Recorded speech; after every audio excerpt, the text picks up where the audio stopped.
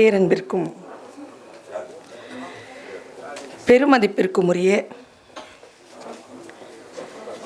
கவிக்கோ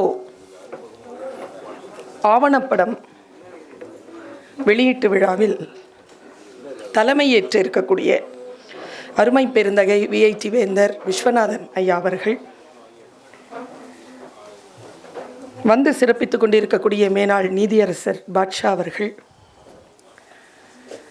இந்த ஆவணப்படத்தை மிகச் சிறப்பாக நமக்கு வழங்கியிருக்கக்கூடிய அன்பு தோழமை பிருந்தா சாரதி, பேட்டி கொடுக்கின்ற பொழுது எந்த சட்டையில் வந்தாரோ அதே சட்டையில் கண்டினியூட்டி குறையாமல் வந்து எங்களை எல்லாம் அசத்தி இருக்கும் நான் மனுஷ் என்று அன்போடு அழைக்கும் இந்த காலத்தினுடைய மிக முக்கியமான கவிஞர் திரு மனுஷ்யபுத்திரன். நடராஜர் சிலைக்கு முன்னால் ஒரு தீபம் எரிகிறது. யார் யாரை ஆட்டுவிக்கிறார்கள் என்று கேட்ட லிங்குசாமி, கவிதையாலேயே வரவேற்புரை நல்கிய அன்பு அண்ணன் அயாஸ் பாஷா அவர்கள், புத்தனின் பல்லை காப்பாற்றுகிறார்கள், நாம் கவிக்கோவின் சொல்லை காப்பாற்ற வேண்டாமா என்று கவிக்கோ அவர்களினுடைய சொற்களை எல்லாம் ஆவணப்படுத்தி கொண்டு இருக்கக்கூடிய அருமை பெருந்தகை சிங்கத்தமிழர், சிங்கப்பூர் தமிழர் முஸ்தபா அண்ணன். இன்னும் எத்தனை பேருக்கு நான் நன்றி செலுத்துவது? இந்த மேடையில் சில பேருக்கு நான் நன்றி செலுத்த கடமைப்பட்டிருக்கிறேன். என் பேச்சிற்கு முன்னால் அவர்களுடைய பெயர்களை எல்லாம் நான் உச்சரிக்கிறேன் என்றால் அவர்களுக்கு நான் நன்றி சொல்லிக் கொண்டிருக்கிறேன். முஸ்தபா அவர்களுக்கு என்னுடைய சிறப்பு நன்றியும் வாழ்த்தும் பாராட்டும்.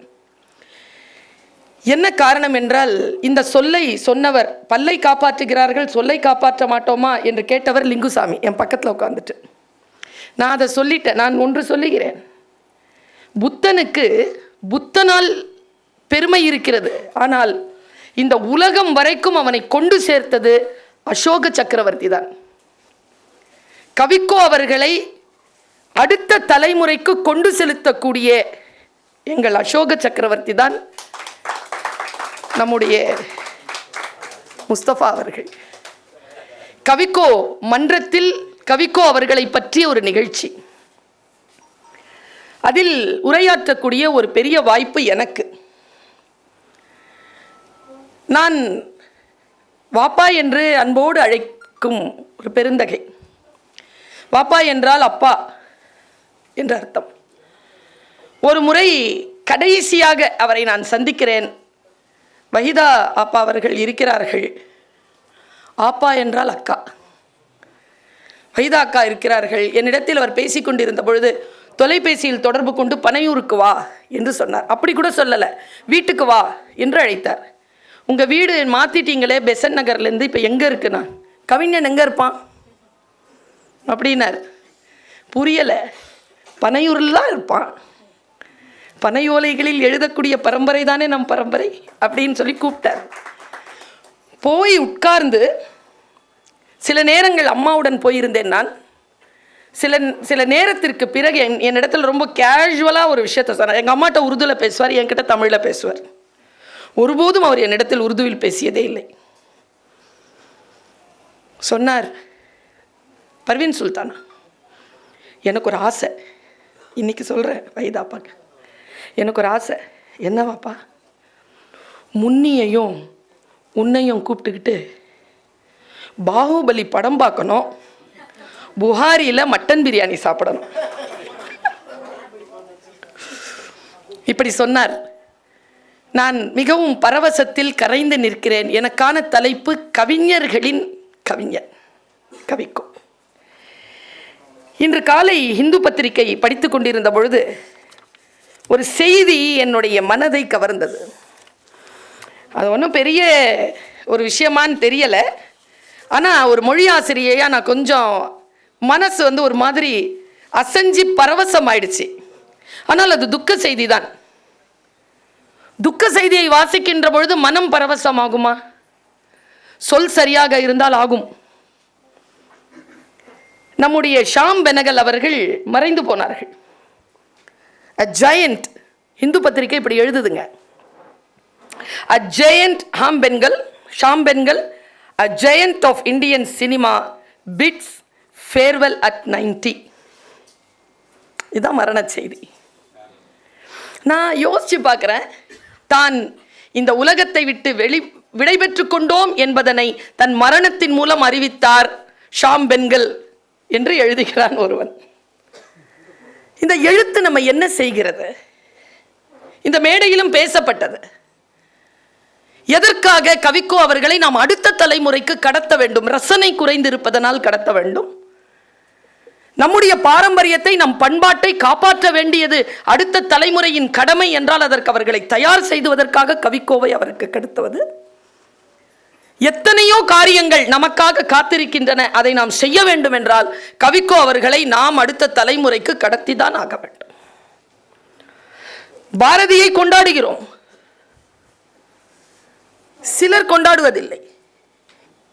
பாரதிதாசனை பலர் கொண்டாடுவதில்லை, சிலர் கொண்டாடுகிறோம். இந்த மேடையில் கவிக்கோ அவர்களை கொண்டாடி கொண்டிருப்பது யார்? பிருந்தா சாரதி, லிங்குசாமி, விஸ்வநாதன், மேனாள் நீதியரசர் முஸ்தபா, பர்வீன் சுல்தானா, இவர்கள் எல்லோரும் நாங்கள் கொண்டாடி கொண்டிருக்கிறோம் என்றால் என்ன பொருள் என்றால், மற்றவர்களைப் போல் எந்த கூட்டிலும் அடங்காமல் எல்லோருக்குமான கவிஞராக அவர் இருந்திருக்கிறார் என்பதுதான் இது வரலாற்றில் நாம் பதிய வைக்க வேண்டிய மிக முக்கியமான செய்தி. ஆனந்த விகடன் சிறகுகளின் நேரம் என்கின்ற அந்த புத்தகத்தை பதிப்பிக்கிறது. அதற்கு பின்னால் அது எழுதியிருக்கக்கூடிய ஒரு வாசகத்தை நான் இங்கே சொல்கிறேன். உலக கவிஞர்களையும் உலக கவிதை இலக்கியங்களையும் தமிழ் இலக்கிய உலகை நம்முடைய இளைஞர்களுக்கு அறிமுகம் செய்து பலரை கவிஞராக்கிய கவிக்கோவின் புத்தகம். நான் ஒரு ஆசிரியராக இருந்து யோசிக்கிறேன், எது ஒரு ஆசிரியருடைய கடமையாக இருந்து விட முடியும்? அடுத்த தலைமுறையை நாம் சிறப்பாக உருவாக்குவதை தவிர ஒரு ஆசிரியருக்கு என்ன வேலை? கவிக்கோ என்பவர் கவிஞர்களின் கவி. ஏன் அந்த பட்டம் அவருக்கு? அவருக்கு ஏன் இந்த கட்டடங்கள்? ஏன் இத்தனை பேர்? இந்த கொண்டாட்டம் எதற்காக? வேறு கவிஞர்கள் இல்லையா? நீங்க பாருங்க, கவிக்கோ அவர்களுடைய ஆக்கங்களை 50 நூல்களுக்கு மேல் வந்திருக்கிறது. இன்னும் பல நூல்கள், எழுதப்பட வேண்டிய நூல்கள் அவருடைய கையெழுத்து பிரதியில் அறையும் குறையுமாக கிடக்கின்றன. இத்தனை பெரிய ஒரு வேலையை செய்து முடித்திருக்கக்கூடிய அந்த பெருந்தகை, அவருடைய மனம் எப்படி இருந்தது? அவருடைய கவிதைகள் எப்படி இருந்தது? ஏன் கவிஞர்களுக்கு அவர் கவிஞராக அவர் இருக்கிறார்? இதுதான் என்னுடைய இன்றைய பேச்சின் தேடலாக இருக்கிறது. உன் கண்ணால் தூங்கிக் கொள்கிறேன்னு ஒரு புத்தகங்க. நான் அவர் இறந்து போயிட்டாருங்கிறது எப்போ எனக்கு உரைச்சதுன்னா, அவருடைய ஃபோன் அடிக்கும்போது அவர் எடுக்கலை, அவர் இல்லை. ஆனால் வைத்தியநாதன் சார் எழுதினார்ல, அப்துல் ரஹ்மான் தான் இறந்தார், கவிக்கோ வாழ்ந்து கொண்டிருக்கிறார், இனியும் வாழ்வார். அப்படி என்றால் அவர் கவிதைகள் மூலமாக நான் அவரை தொடர்பு கொள்கிறேன். அவரை தொடர்பு கொள்ளுகின்ற பொழுது நான் என் மனதிலே எது சரி, இந்த கூட்டத்திற்கு இதையெல்லாம் பேசலாம் என்று கருதினேனோ அந்த குறிப்புகளை, சில விஷயங்களை நான் இங்கே சொல்கிறேன். இது என்னுடைய வேறு எந்த பேச்சிலும் நான் சொன்னதில்லை. அவரை படித்து மட்டுமே இருக்கிறேன். அவர் எனக்கு குருநாதர். என் தாயிடத்தில் அவர் சொன்னார், उर्दू சொன்னார், ये बच्ची तुम ना भी तुम्हारे घर वालों को भी पैदा हुई सो, उन्हें तुम्हारी बच्ची, तुम्हें उसे खाना डालो, तुम्हें उसे पाल पोसो, लेकिन उन्हें सच्ची भी मेरी बच्ची. அவர் சொன்னார். என்ன அர்த்தம் தெரியுமா? புரிஞ்சிருச்சு ஐயா?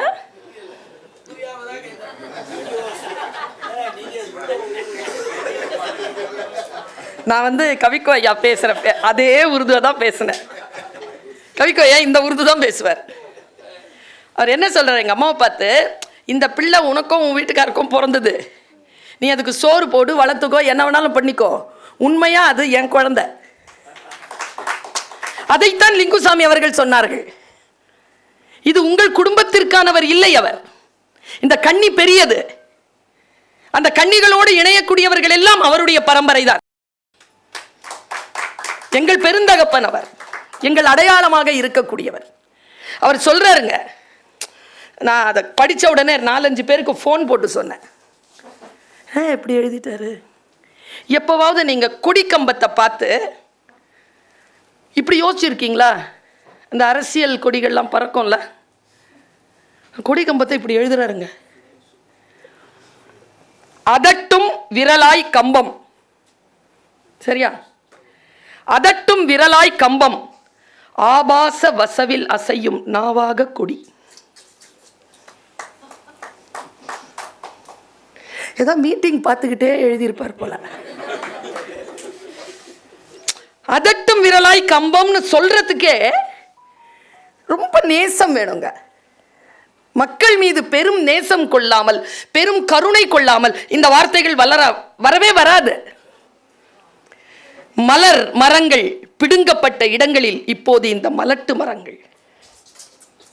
கொடிக்கம்பத்தை சொல்ற. எனக்கு இஸ்லாத்தில் குடி மறுக்கப்பட்டது. இதுலேயே சட்டத்திலேயே குடி மறுக்கப்பட்டது. எப்பவுமே தொடக்கூடாத ஹராம் என்று ஒதுக்கப்பட்டது.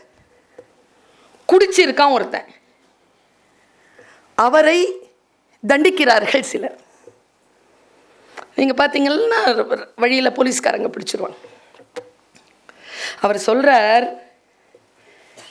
மது குடிப்பவர்களை தண்டித்து விடுகிறீர்கள், தங்களையே தண்டித்துக் கொள்கின்றவர்களை நீங்களும் ஏன் தண்டிக்கிறீர்கள்? எனக்கு தெரிஞ்சு இன்னைக்கு போதை ஒழிப்பு, ஆன்டி ட்ரக் எல்லாம் அரசாங்கம் பேசுதுல்ல, இதுதான் இன்றைய இளைஞர்களிடத்தில் நாம் கொண்டு செலுத்த வேண்டிய மொழி. உன்னை செய்யாதேன்னு சொன்னா நாகரூமி அண்ணா கேட்க மாட்டான். நீங்க தியான வகுப்பு எடுத்தாலும் வரணுமே தியானத்துக்கு, ஆல்பான் காட்டினாலுமே உட்காரணுமே. இந்த சொற்களை தூக்கி கொண்டு போக வேண்டும். சொல்றார், இந்த இந்த இந்த சமூகத்தின் அதிகாரத்தில் இருக்கின்றவர்களை பார்த்து கேட்கிறார், என்னென்ன பெயரில் எத்தனை போதைகள். சாதாரணமா சொல்லல, அவர் பட்டியலிடுறார், நீங்க படிச்சு பாருங்க. என்னென்ன பெயரில் எத்தனை போதைகள், என்ன செய்ய முடிந்தது உங்களால்? மதுவிலக்கு என்று பேச வெட்கம் இல்லையா உங்களுக்கு? அரசாங்கத்துக்கு நெருக்கமானவர் தான், தலைவர்களோடு உட்கார்ந்து பேசுறவர் தான். எங்க ஒரு கவிஞனை கொண்டாடுகிறேன் தெரியுமா? யாரிடத்தில் எது பேசினாலும் அவர்கள் நிறத்தை வாங்கி கொள்ளாத, தன் நிறத்திலேயே தன்னை முழுமையாக வைத்த சிம்மாசனத்தில் உட்கார்ந்து இருக்கக்கூடிய கவிக்கோ, கவிஞர்களின் கவி. இந்த மனநிலை தான் இளைஞர்களை நான் சொல்றேங்க, இங்க வந்திருக்கிறவங்க எல்லாருமே வாழ்க்கை ருசித்தவர்கள், வாழ்க்கையின் ருசி தெரிந்தவர்கள், நல்ல ருசி ரசனை கொண்டவர்கள். இந்த சமூகத்திற்கு இந்த ரசனையை கடத்த தெரியாமல் தவித்துக் கொண்டிருக்கிறோம். நாம் தெரியல, விரும்புகிறோம், தெரியல. எப்படி கடத்துவது? இளைஞர்களை பார்த்து ஒரு வார்த்தை கேட்கிறார், கால வழுன்னு தலைப்புங்க. அதுக்கு கால வழு, வழுனா குற்றம், காலத்தின் குற்றம். என்ன சொல்றார் பாருங்க. இளைஞர்களை பார்த்து சொல்கிறார், மரங்கள் கூட பழைய இலைகளை உதிர்த்து விடுகின்றன, நீ ஏன் சருகுகளை சுமந்து கொண்டிருக்கிறாய் என்ற இளைஞனை அழைத்து சொல்கிறார். எப்போதும் இறந்த காலத்திடம் யாசித்து நிற்பவனே, நீ சம்பாதிக்கவே போவதில்லையா? கம்பன் இப்படி சொன்னான், பாரதி இப்படி சொன்னான், திருவள்ளுவர் இப்படி சொன்னார் என்று பழைய விஷயங்களிலிருந்தே யாசித்துக் கொண்டிருக்கிறாயே, புதிதாக நீ சம்பாதித்து விட மாட்டாயா என்று தான் எப்படி புதிதாக சம்பாதித்தாரோ அந்த சம்பாதிப்பை, அந்த கலையை அடுத்தவர்களுக்கு கற்றுத்தருகிறார். புதிதாக நீ சம்பாதித்து விடவே மாட்டாயா என்ற கேள்வி எனக்கு எப்பவுமே இறை கொள்கைகளை பற்றி பேசுகின்றவர்களை பிடிக்கும். இந்த மத நல்லிணக்கம் பற்றி அவர் தான் பேசினார்னு சொல்றாங்கல்ல. எனக்கு தெரிஞ்சு மத நல்லிணக்கம் என்ற சொல்லை காட்டிலும் ஒரு உயர்வான சொல்லுக்கு உரியவர் கவிக்கோ அப்துல் ரஹ்மான். அவருக்கு மத நல்லிணக்கம் என்கின்ற சொல்லை காட்டிலும் உயர்வான ஒரு ஞானம் அவருக்கு கிடைத்திருக்கிறது. அவர் இப்படி சொல்றாருங்க. ஒரு நாள் நான் உட்காந்து கேட்டுட்டு இருக்கேன், கம்பன் கழகத்தில் சொல்றாருங்க, எனக்கு தெரிஞ்சு சித்தர் மாநாடுகளில், கம்பன் கழகங்களில், பைபிள் மாநாடுகளில் மிக முக்கியமான விருந்தினராக போய் மிக சிறப்பான கருத்துக்களை அடுத்த தலைமுறைக்கு மனித நேயத்தை விதைத்து வந்த மிக முக்கியமான இந்த நூற்றாண்டின் பெரும் மனிதர் கவிக்கோ அப்துல் ரஹ்மான். அவருடைய பேச்சை கேட்டு பாருங்க. நான் ஒரு நாள் உட்கார்ந்து கேட்கிறேன். அவர் சொல்றார், இறை கொள்கை என்பது என்ன தெரியுமா? ஒருத்தர் இந்தியாவினுடைய மத்திய பிரதேசத்துக்கு வரணும் அப்படின்னா, மத்திய பிரதேசங்கிறது கடவுள்னு வச்சுக்கோங்க, அவர் சொன்னதுதான். மத்திய பிரதேசம் தான் வந்து கடவுள்னு வச்சுக்கோங்க. இப்போ காஷ்மீர்லேருந்து ஒருத்தன் கிளம்புறான்னா அவன் எந்த திசை நோக்கி கிளம்பணும்? தெற்கு நோக்கி தான் வரணும் அவன். அப்போதான் மத்திக்கு வர முடியும். கிழக்கில் இருக்கிறவன் மேற்கு நோக்கி தான் கிளம்பணும். மேற்கில் இருக்கிறவன் கிழக்கு நோக்கி கிளம்பணும். தெற்கில் இருக்கிறவன் வடக்கு நோக்கி அப்போதான் மத்தியத்துக்கு வர முடியும். சொல்லிட்டு சொல்றார், மத்தியில் இருக்கக்கூடிய இறைவனை அடைவதற்கு ஒருவன் சிவன் என்கின்ற பாதையில் வருகிறான், ஒருவன் விஷ்ணு என்கின்ற பாதையில் வருகிறான், ஒருவன் அல்லாஹ் என்கின்ற பாதையில் வருகிறான், ஒருவன் இயேசு என்கின்ற பாதையில் வருகிறான். எல்லோரும் அவரவர்களுக்கு உன்னதமான பாதையில் வந்து இறைவனிடத்தில் சேர்கிறார்கள் என்பது நமக்கு எப்பொழுது புரியும்? இது அவர் கேட்கிறார், இந்த மேடையில் கேட்கிறார். அவருடைய கவிதைகளை நான் எடுத்து பார்க்கிறேன். அவருடைய கவிதையில் இறைவன் இல்லாத இடம் என்ற ஒரு பகுதி, அந்த பகுதியை நான் சொல்லுகிறேன். இறைவா, எல்லா இடங்களிலும் நீ இருப்பதாக சொல்கிறார்கள், நீ இல்லாத இடம் ஏதும் உண்டா? இது யார்கிட்ட கேட்ட கேள்வி? இறைவனிடத்தில் கேட்ட கேள்வி. நீ இல்லாத இடம் என்று ஒன்று உண்டா என்று கேட்கிறார். அவன் ஆம் என்றான் என்பதுதான் கவிதையினுடைய ட்விஸ்ட். அவன் ஆம் என்றான். எது? நீ இல்லாத இடம் ஒன்று உண்டா என்று கேட்டபொழுது இறைவன் சொன்னான், ஆம், நான் இல்லாத இடம் உண்டு. நான் வியப்போடு எது என்றேன். ஒரு பட்டாசு வெடியை போடுறார். நானே பயந்து போனேன் அது படிச்சுட்டு இருக்கும்போது. வழிபாட்டு தலங்கள் தான். ஹேயா, நான் அதிர்ச்சியோடு நீ ஏன் அங்கே இல்லை என்றேன். அவன் சொன்னான், மாறி மாறி இடிக்கிறார்கள், அதனால் என்னால் அங்கே இருக்க முடியவில்லை. சொல்லிட்டு எழுதுறார், பிற மதங்களின் வழிபாட்டு தலங்களில் கடவுள் இருப்பதாக அவன் யார் இடிக்கிறார்களோ அவன் நினைப்பதில்லை. பெரும்பாலான மதவாதிகள் முட்டாள்களாகவே இருக்கிறார்கள். இது அவருடைய வாக்கு. அது சொல்லிட்டு அவர் சொன்னது தாங்க என்னை கவர்ந்தது. அவர் சொன்னார், ஒரு நாமம் ஒரு உருவம் ஒன்றும் இல்லார்க்கு திருநாமம் பாடி தெள்ளேனும் கொட்டோமோ என்கின்ற திருவாசகத்தை வைத்து சொல்கிறார். ஞானத்தின் திருவாசகம் மாணிக்க வாசகம் எழுதியது. அவருடைய அந்த வார்த்தையை சொல்லி சொல்கிறார், ஞான சொல்லின் நான் அடிதேடி செல்கிறேன். ஞான சொல்லின் அடிதேடி செல்கிறேன் என்று சொன்னவர் ரெண்டு டாக்குமெண்ட்டை, அதாவது வாக்குமூலத்தை டாக்குமெண்டேஷன் பண்றார். ரெண்டு வாக்குமூலத்தை. இன்றைய இளைஞர்கள், இன்றைய கவிஞர்கள், இன்றைய மனிதநேய செல்வர்கள், திராவிடம் ஆரியம் என்று பேசக்கூடியவர்கள் எல்லோருக்குமான பாடம். அவர் சொல்கிறார், நாத்திகர் மேல் எனக்கு கோபமே இல்லை, ஏனென்றால் அவர்கள் இறைவனை அறியாதிருக்கிறார்கள். ஆத்திகவாதி மீதுதான் எனக்கு கோபம், ஏனென்றால் அவர்கள் தவறாக புரிந்து கொண்டிருக்கிறார்கள்.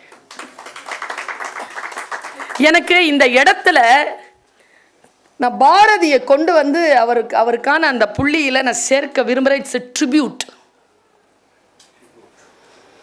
டு கவிக்கோ.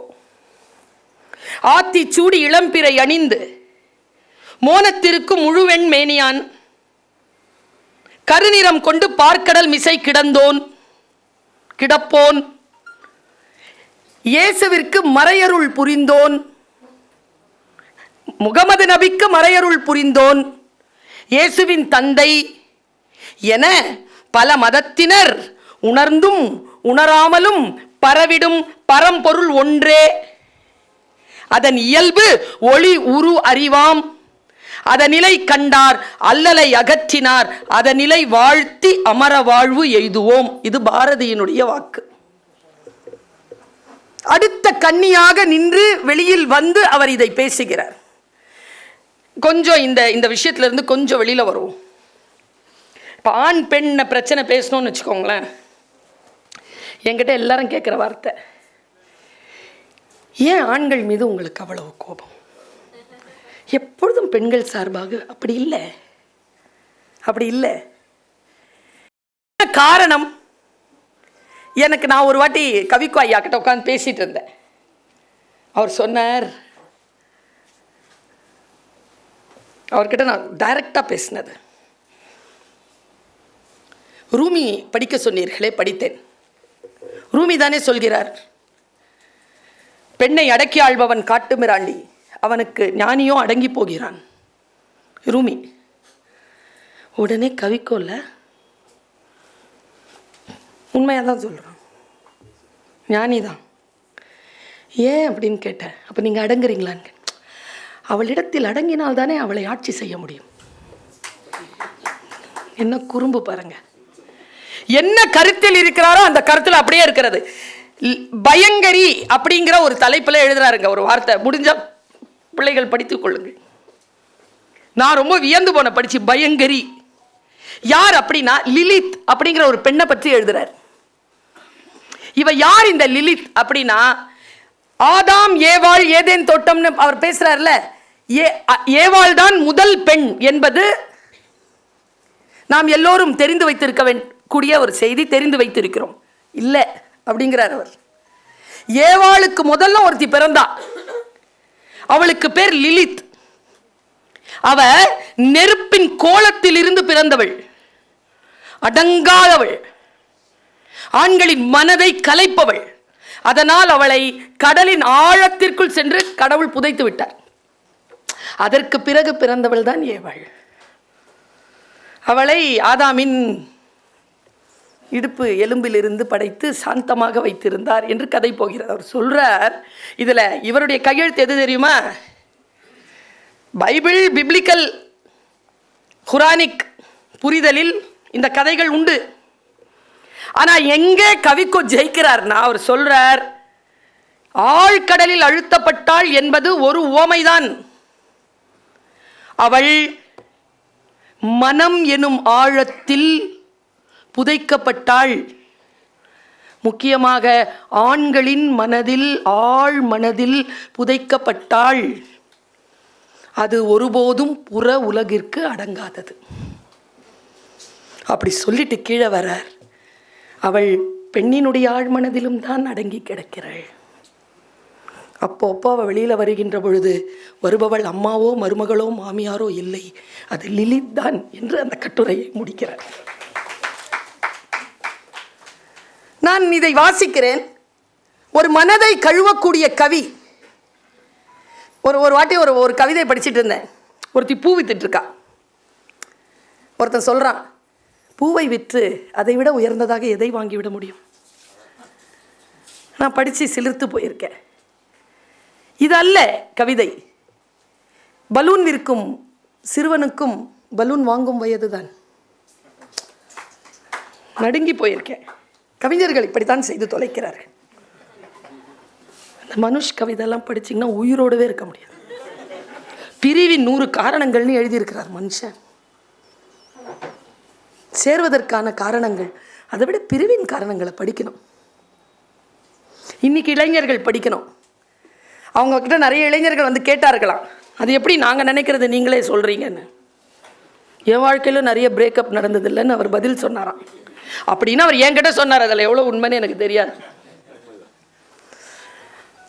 மைக்கேல் ஏஞ்சலோ என்கின்ற ஒருவன் மிகப்பெரிய சிற்பி, அதே போல் அவன் மிகப்பெரிய ஓவியன், புகழ்பெற்ற ஓவியன்.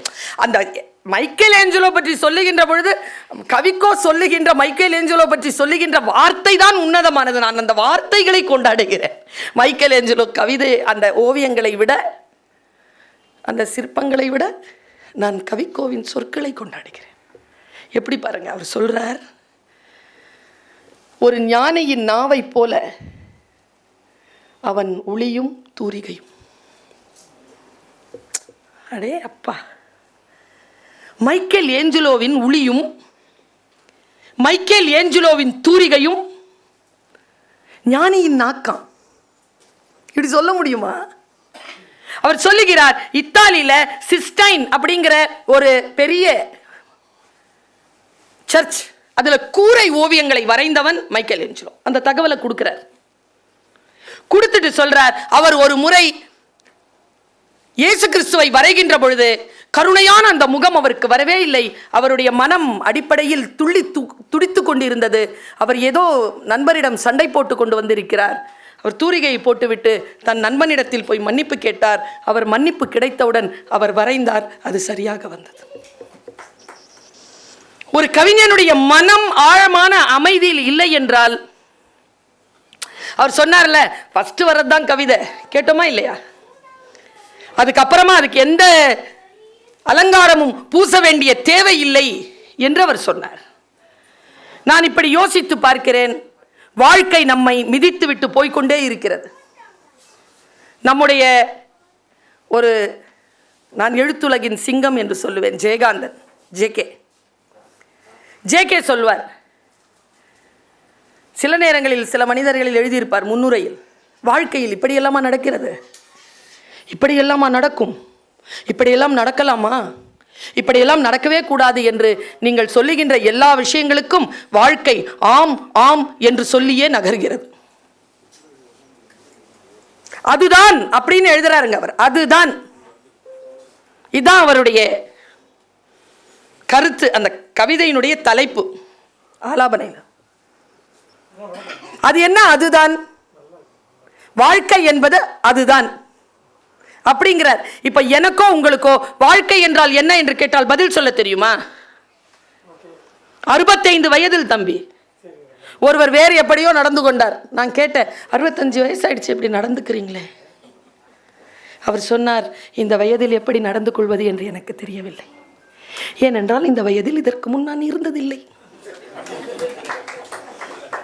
அனுபவமே இல்லைல்ல, புதுசு தானே. அந்த வயசு அவருக்கு புதுசு தானே, கத்துக்கிற வயசு தானே. 60 வயசுல எப்படி இருக்கணும்னு 60 வயசுல தானே கத்துக்க முடியும். பாருங்க, எது வாழ்க்கை? ஒரு கவி, அவருடைய ஆவணப்படத்துல பிருந்தா சாரதி ஒரு காட்சி வச்சிருப்பார். ஒரு மாடர்ன் சிற்பத்தை போட்டோ பிடிச்சிட்டு இருக்கிற மாதிரி ஒரு ஃப்ரேம் வந்தது. நீங்க நல்லா பார்த்தீங்கன்னா அவர் கேமராவை இந்த பக்கம் வச்சுக்கிட்டு அவர் பார்த்துக்கிட்டு இருப்பார் அந்த படத்தை. கேமராவின் கண்களிலே அவர் பார்க்கவே இல்லை, அவர் தன் கண்களிலே அதை பார்க்கிறார், பிறகு அதை பதிவு செய்கிறார். பார்வை இருக்குல்ல, அதுதான் அப்படின்னு தொடங்குற ஒரு 10 பாயிண்ட் எழுதியிருக்காருங்க. நான் என்ன சொல்றது? நான் ஒரு விஷயத்தை சொல்றேன். நாம் எல்லோரும் இவரை சரியாக புரிந்து கொள்வதற்கு இந்த கவிதைகள் போதும், அவர் ஆக்கங்கள் போதும். வேறு எந்த தேடலும் இல்லாமல் அவர் ஆக்கங்கள் போதும். அவர் இந்த மாதிரி துணிச்சலா, எனக்கு தெரிந்த இவரை விட வேறு யாராலும் இதை சொல்லிவிட முடியாது என்கின்ற ஒரு ஸ்டேட்மெண்ட் கொடுக்கிறார் பாருங்க.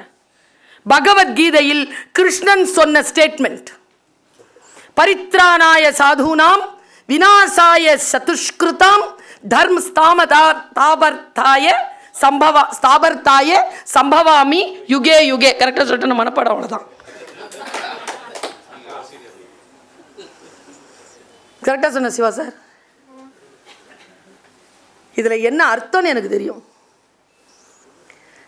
உலகத்தில் அநீதிகள் தோன்றுகின்ற பொழுது நான் அவதாரம் செய்வேன். யதா யதா தர்மஸ்ய, தர்மத்தை நிலைநாட்டுவதற்காக நான் வருவேன்னு கிருஷ்ணன் சொன்னாரா?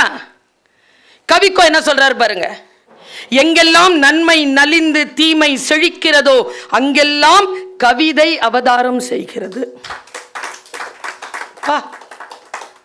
கவிதையை கொண்டு வந்து நிறுத்துற எவ்வளவு பெரிய பொறுப்புங்க கவிதைக்கு. இந்த உலகத்தில் கடவுள் செய்கின்ற வேலையை கவிதை செய்யும் என்று சொல்லக்கூடிய துணிச்சல். நான் பாரதி கிட்ட அதை பார்த்திருக்கிறேன். காணி நிலம் வேண்டும் பராசக்தியில் அவர் எழுதுவார், இந்த காட்டு வெளியினிலே அம்மா உந்தன் காவல் உற வேண்டும், என் பாட்டு திறத்தாலே இவ்வையத்தை பாலித்திட வேண்டும் எழுதுவார். வையத்தை பாலித்திடல் என்பதனை கவிக்கோ சொல்கிறார். எப்பொழுதெல்லாம் நன்மை நலிந்து தீமை செழிக்கிறதோ கவிதை அவதாரம் கொள்கிறது என்று சொல்கிறார். இந்த துணிச்சல் யாருக்கு வந்திருக்கிறது? சொல்லுவதற்கான துணிச்சல் அவர் வாயிலிருந்தான் கேட்டேன்.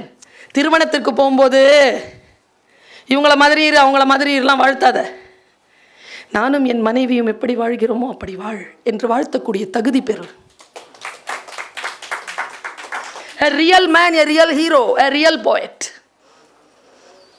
இதை விட ஒரு தகுதிப்பாடு, ஒரு சொல் ஒரு மனிதன் பெற்றுவிடவே முடியாது. பாருங்க, எது வாழ்க்கை நம்மிடத்தில் கேட்கிறார். எத்தனையோ காட்சிகளை நாம் பார்க்கிறோமா இல்லையா?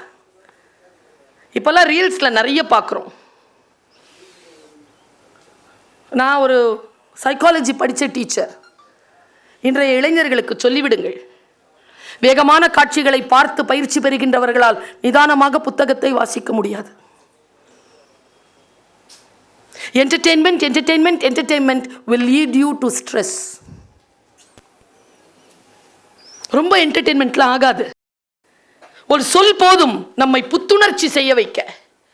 எப்படி சொல்றார் பாருங்க, நம்முடைய மனங்களை தோண்டி அப்புறம் வீசக்கூடிய இந்த வார்த்தைகளை இதோ மிகப்பெரிய கனத்த மனதோடு நான் பதிவு செய்கிறேன். அவர் சொல்கிறார், சமாதியில் மலர்ந்து சிரிக்கும் பூவை பார்த்திருக்கிறீர்களா?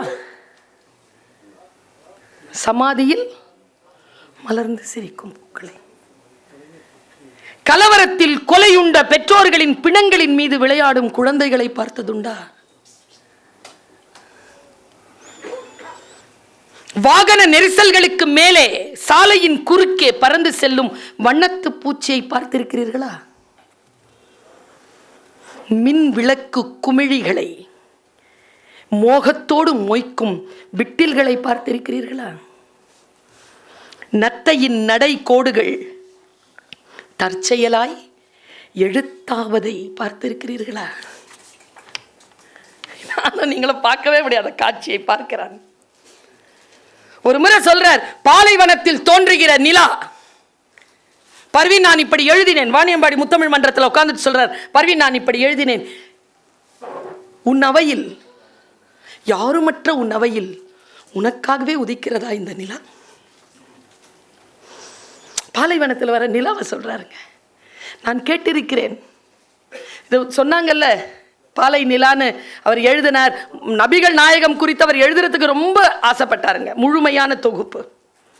அதை சொல்லுகின்ற பொழுது அவர் சொன்னார், இளைஞர்களுக்கு நான் சொல்லுகிறேன், அவரை போல் ஒரு கவியை இதற்கு முன்னும் இதற்கு பின்னும் இந்த பூமி கண்டதே இல்லை என்கின்ற பொக்கிஷமான ஒரு அந்த துறவியை நான் இப்படி சொல்கிறேன். அவர் சொன்னார்,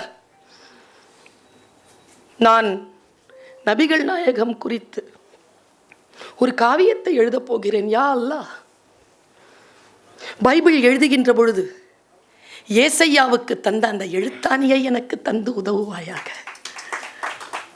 இப்படி சொல்லுவாருங்க. இதுதான் கவிக்கும். எப்படி சொல்றாரு பாருங்க, நதி வறண்டு கிடந்தாலும் நதி என்றே அழைக்கப்படுவதை அறிந்திருக்கிறீர்களா? நான் பார்த்துருக்கேன் சில பேரை, கணவன் இறந்திருப்பாங்க, குடும்பத்தில் அவங்க தனித்து விடப்பட்டிருப்பாங்க, எங்கேயோ போய் திருமணம் பண்ணிட்டு வாழ்ந்துட்டு இருப்பாங்க.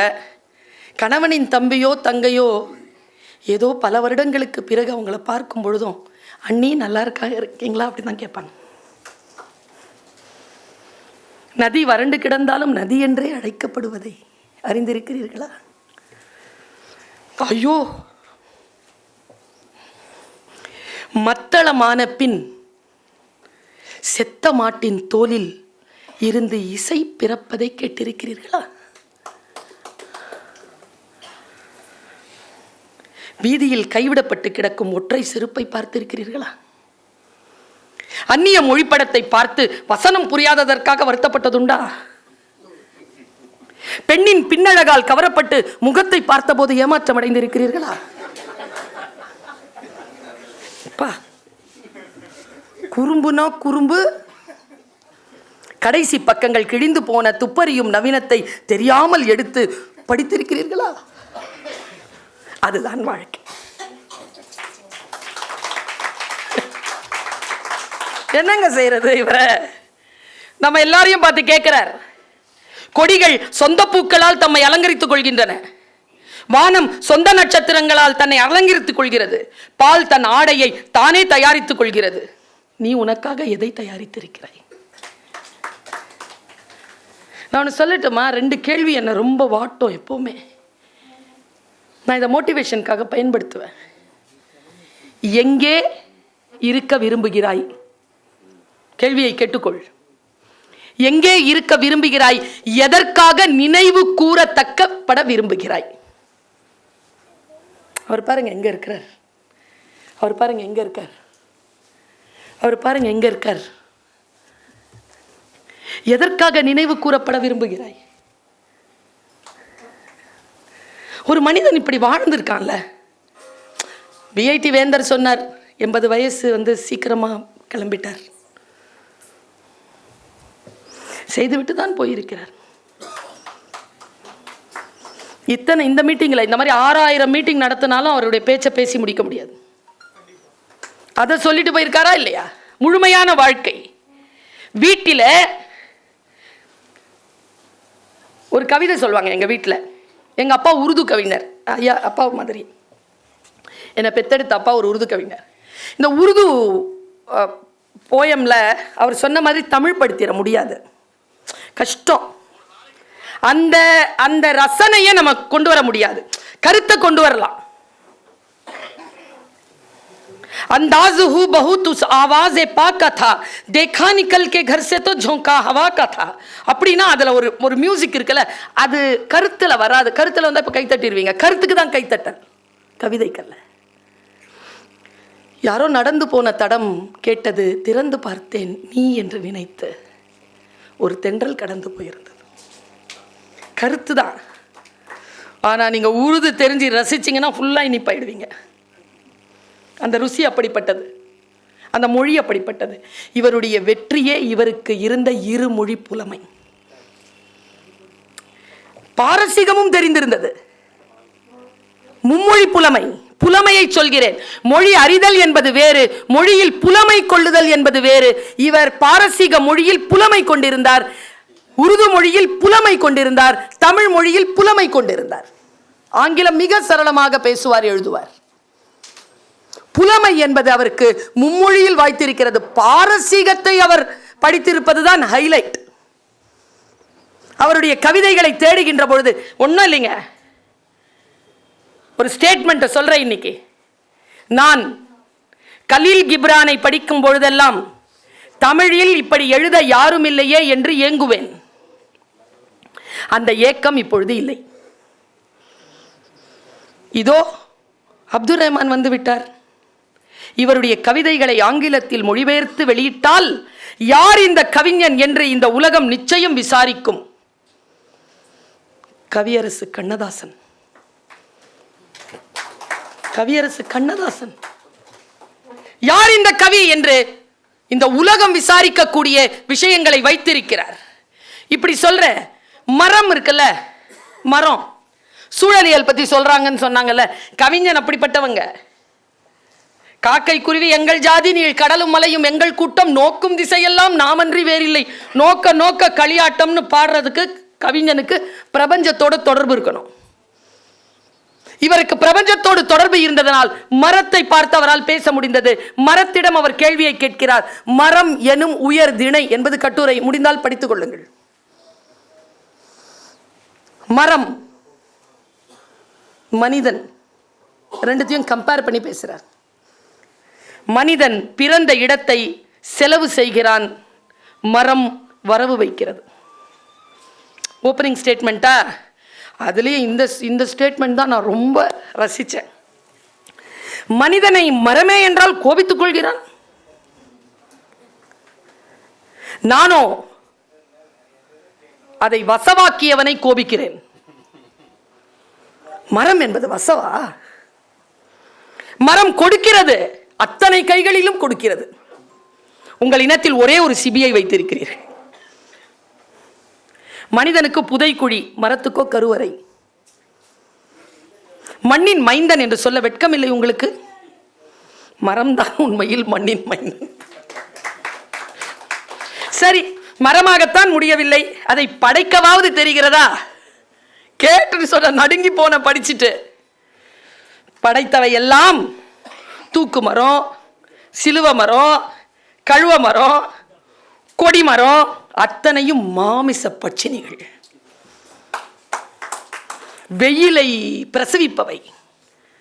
இந்த அழகில் மரம் அக்ரிணை, மனிதன் உயர்தினை. இந்த கட்டுரை இப்படிதான் முடியுது.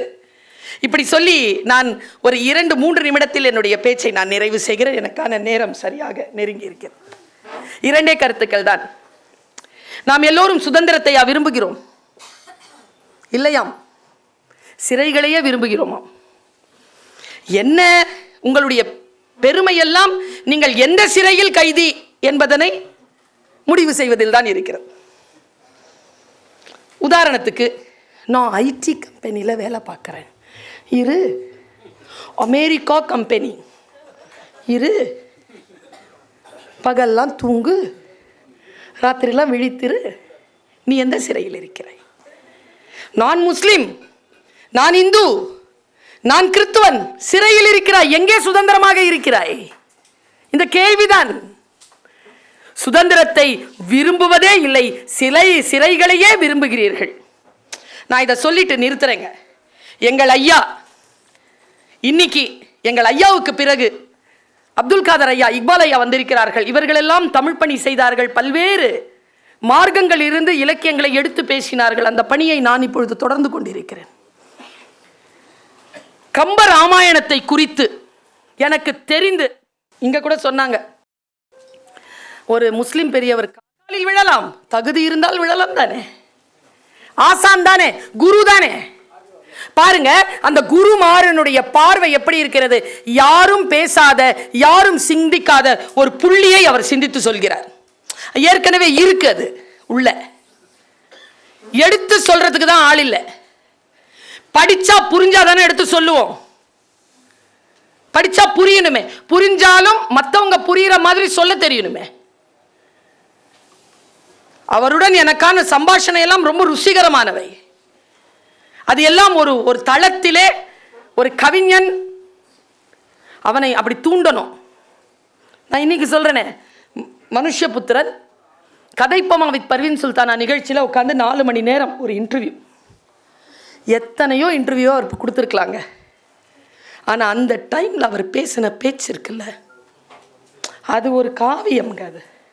அது ஒரு புத்தகமாக்கப்பட வேண்டிய அப்படி பேசினாருங்க அவர். எனக்கு தெரிஞ்சு அப்படி அவர் பேசி நான் எத்தனையோ மீட்டிங்காக நான் பார்த்துருக்கேன். சில நேரங்களில் என்ன ஆகும்னா, அப்படி பேசுவாங்க, முன்னால் இருக்கின்றவர்கள் ரிசீவர் சரியாக இருந்தால் வார்த்தை வரும். சுவர் எழுப்பிக்கிட்டு உட்காந்து நின்றுட்டு இருந்தீங்கன்னா வெளிப்படுறவங்க வெளிப்பட மாட்டாங்க. சுவர் எழுப்பாமல் இலக்கியங்களை அவர் உள்ளிழுத்து கொண்டார். நர்த்தகி நட்ராஜ் இருக்காங்கல்ல, அவங்க சொன்ன தகவலை சொல்கிறேன். மேடையில் ஒரு நாட்டியம், முன்னால் ஐயா கவிக்கோ நாட்டியத்தை பார்க்குறாரு. சுயம்பரம் வில் எடுத்தாரு. அவங்க அவ்வளோ அழகாக செஞ்சு காட்டினாங்க. எனக்கு தனி மனுஷன் நான் அவங்களுடைய பர்ஃபார்மன்ஸை பார்க்குறேன். ஒரு இடத்துல உட்காந்துட்ருக்கோம், நிகழ்ச்சிக்கு போகணும், உட்காந்துருக்கோம். அவங்க எனக்காக பர்ஃபார்ம் பண்ணுறாங்க. நர்த்தகி இதெல்லாம் பெரும் பேருங்க. கவிக்கோ ஐயா அவர்களை உட்கார வைத்து பேச வைப்பது, நாட்டிய கலைஞர்களை நமக்காக அபிநயம் பிடிக்க செய்வது. பொதுக்கூட்டத்தில் இப்படி உட்கார்ந்து பேசக்கூடியவர்களை பார்த்திருக்கிறோம். தனிப்பட்ட முறையில் உட்கார்ந்து பெர்ஃபார்ம் பண்ணணுமே. அந்த அம்மா பெர்ஃபார்ம் பண்ணியே காட்டுச்சு. எனக்கு இந்த கண்ணை இப்படி பண்ணிச்சுங்க, கண்ணை இப்படி பண்ணிட்டு வந்து நேராக அப்படி நடந்து வந்து அந்த பெரிய வில்லு இருந்ததுல அதை எடுத்துருச்சு கையில். லெஃப்ட் கையில் தான் எடுக்கிறார் அவர். எடுத்து அப்படியே உடனே அப்படியே தவிக்கிற மாதிரி ஒரு காட்சி கட்டணும். எல்லாரும் கை தட்டினாங்களாம். பேக் ஸ்டேஜில் கவிக்கோவை சந்திச்சிருக்காங்க அந்த அம்மா. அவர் சொன்னார், நர்த்தகி உன் நாட்டியத்தில் ஒரு தப்பு. என்ன ஐயா? கம்ப வாக்கியம் என்ன தெரியுமா? எடுத்தது கண்டனர், இற்றது கேட்டனர். நீ எப்படி அதை பர்ஃபார்ம் பண்ண? அது காட்சியே இல்லையே. எடுத்தது தான் பார்த்தாங்க, உடையிறதை யாரும் பார்க்கவே இல்லையே. பார்க்கலங்கிறதுனால தானே கவிதையே அது. அதை நீ எப்படி பர்ஃபார்ம் பண்ணன்னு கேட்டாரா? இந்த நுட்பம் இருக்குல்ல, இந்த நுட்பம் தான், டீட்டெயிலிங் தான் கவிக்கும். நீங்க பேசவே வேண்டாம், புரிஞ்சுப்பார் நீங்க என்னன்னு. நீங்க பேசினா அதுக்கு விளக்கமே வேண்டாம், அவர் புரிஞ்சுக்குவார்.